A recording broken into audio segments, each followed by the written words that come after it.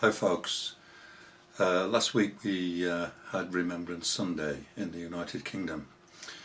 Most of the world have their remembrance services on the 11th of November of each year. We in the United Kingdom have it on the next Sunday, which is the closest to the 11th. Remembrance Sunday is the time when we remember all those who fell in 2 world wars, fighting for democracy, fighting to keep this world free from dictators. To summarise why these brave people died and gave their lives is to say that they died to maintain for us who was left afterwards freedom of conscience and freedom of speech. Just recently, a medical doctor by the name of Sheila Matthews, who normally sits on adoption panels, was asked to vote that children may be adopted to same-sex couples.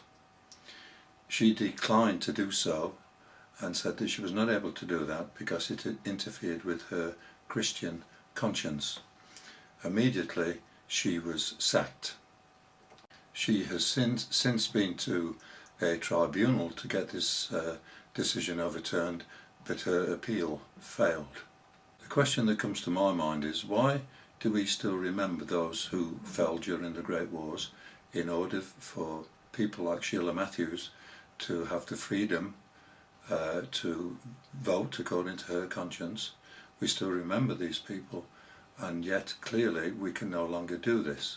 It appears to me to be the height of hypocrisy to continue this remembering of those who died when clearly we no longer have the freedom that they died for. The Apostle John warned us, the words he used were, this is the last hour and the Antichrist is coming.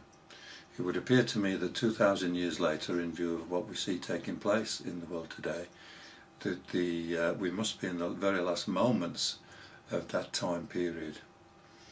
The way that the United Kingdom is going, and the United States as well, we see the door ever widening for this man to come up on the world stage.